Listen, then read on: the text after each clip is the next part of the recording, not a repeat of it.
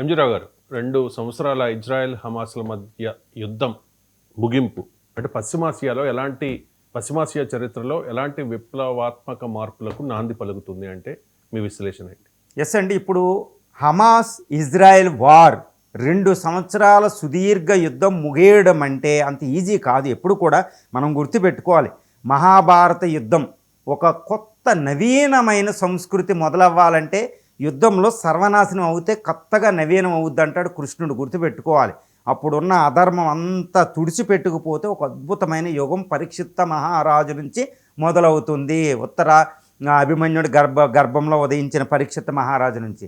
అలాగే ఒక యుద్ధం అనేది ఎప్పుడూ కూడా ఒక పెద్ద రెవల్యూషన్కి దారితీస్తుంది. ఇప్పుడు పశ్చిమాసియాలో జరిగిన ఒక యుద్ధాన్ని మన కళ్ళ ముందు జరిగింది. 2వ ప్రపంచ యుద్ధంలో వాడినన్ని ఆయుధాలు అక్కడ వాడడం జరిగింది. 1,00,000 మంది వరకు ఇజ్రాయేలీ పాలస్తీనా పీపుల్ చనిపోవడం జరిగింది. ఇందులో ఘోరాలు ఇక్కడ మనం చూడొచ్చు. ఒక మహాభారతంలో స్త్రీపరంలో జరిగిన ఘోరమైన విషయాలు ఈరోజు అక్కడ చూడొచ్చు. మనం రీసెంట్గా న్యూస్ కూడా చూడొచ్చు. ఎందుకంటే పాలస్తీనా తమ పిల్లలకి పాలు కోసం ఆ పాలు ఇచ్చే వాలంటీర్సు దారుణంగా ఇజ్రాయేలీ ఈ పాలస్తీనా ముస్లిం స్త్రీల్ని లైంగికంగా ఎలా వేధించారో మనం చూడొచ్చు. ఎంతమంది పిల్లల ఆకలి బాధతో చనిపోవడం మనం చూడొచ్చు. యుద్ధ పరిణామాలు ఎలా ఉంటాయో మన కళ్ళ ముందు వచ్చిందనమాట. దారుణం. ఈరోజు గాజా స్ట్రిప్లో ఉన్న 60% బిల్డింగులు, 80% వ్యవసాయ భూములు నాశనం అయిపోయింది. ఈరోజు అది ఒక పట్టణం అంటే ఎవరో నమ్మరనమాట. గాజా స్ట్రిప్ చూస్తే అది యుద్ధ నాశనం. మరి యుద్ధ నాశనం ఏం తెచ్చిందంటే మొత్తం పశ్చిమాసియాలను ఒక విప్లవాత్మకమైన మార్పుకి యుద్ధం ఒక కారణభూతంగా మిగిలిపోతుందండి. ఎందుకో చూస్తే ఈరోజు ఇజ్రాయెల్ అనేది ఒక మహాశక్తిగా అవతరించింది. ఆ ప్రాంతంలో చూడాలి. ఎందుకంటే ఇప్పుడు ఇజ్రాయెల్ని తట్టుకునే శక్తి 57 ఆర్గనైజేషన్ ఆఫ్ ఇస్లామిక్ కంట్రీస్లో లేదు, అరబ్ వరల్డ్లో ఎవరూ లేరు. కాబట్టి అది విప్లవం అంటే ఒక పెద్ద రీజనల్ పవర్గా ఇజ్రాయెల్ మిగిలిపోయింది. అదొకటి. 2, హమాస్. ఇప్పుడు ఇరాన్ అనేది యుద్ధంలో పశ్చిమాసియాలో ఈ అక్టోబర్ 7, 2023లో హమాస్ ఇజ్రాయెల్ యుద్ధం మొదలైన తర్వాత అది హమాస్ ఇజ్రాయెల్ యుద్ధంగా మిగలలే, ఇరాన్తో కూడా యుద్ధం జరిగింది. ఇరాన్ కూడా అట్టర్ ఫెయిల్యూర్ అయింది.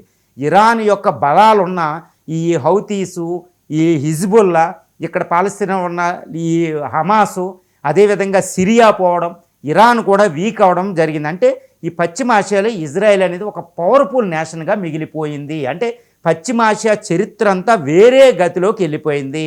It is revolutionised the entire political history of the west Asia. అంత ఈజీగా అవ్వలేదండి. యుద్ధ ఫలితాలు మనం చూస్తే అంతటి దారుణంగా జరిగింది. కాబట్టి ఒక విప్లవాత్మక ఎంటైర్ ఇస్లామిక్ వరల్డ్ ఈరోజు ఒక యూదు దేశమైన దేశంలో ఓటమయ్యింది. ఈ యుద్ధం అనేది పూర్తిగా ఇజ్రాయెల్కు అనుకూలంగా విరమణ జరుగుతుంది. దాన్ని బట్టే మనం ఊహించుకోవాలి.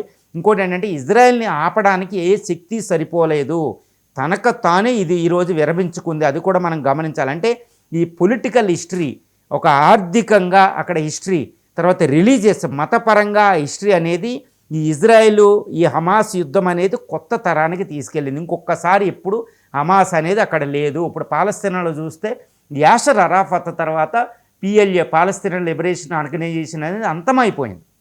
యాషర్ అరాఫత్ చనిపోయిన తర్వాత 2012లో మళ్ళీ ఈ హమాస్ అనేది హింసాత్మకంగా దానికి ఫ్రీడమ్ ఇవ్వలేని పరిస్థితి వచ్చింది. ఎందుకంటే ఇజ్రాయెల్ ముందు నిలబడదు. కాబట్టి ఏంటి, మళ్ళీ యాషర్ అరాఫత్ ఒక గాంధీ మార్గాన్ని అవలంబించిన యాషర్ అరాఫత్ రూట్లో ఈరోజు పాలస్తీనా లిబరేషన్ ఆర్గనైజేషను PLA స్వతంత్రానికి కట్టుబడి ఉంటుంది. దాన్ని ప్రపంచం గుర్తిస్తుంది. ఈవెన్ ఇజ్రాయలీ పీపుల్కు, ఈ పాలస్తీనియన్ పీపుల్ కూడా ఈ PLAకే ఆమోద ముద్ర వేస్తారు. ఎందుకంటే హమాస్ వెనకాల వెళితే ఇంకా ఇజ్రాయెల్ చేతిలో రక్తం ఎలా ఉంటుందో వాళ్ళు చూశారు, స్త్రీలు పిల్లలంతా.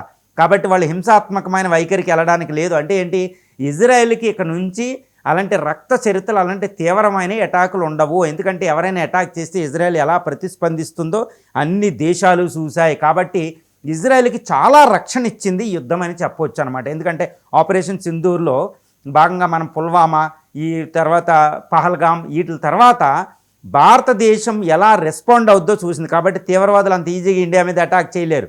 ఇంకొకసారి అదేవిధంగా హమాస్ కానీ, హౌతీస్ కానీ, హిజ్బుల్లా కానీ, ఇరాన్ కానీ ఎవరూ కూడా ఇజ్రాయెల్ వైపు కన్నెత్తి చూడరు. చూస్తే ఇజ్రాయెల్ ఎలా ప్రతిస్పందిస్తుందో వాళ్ళు కళ్ళారా చూశారు, ఎన్ని దేశాలు అడ్డొచ్చినా.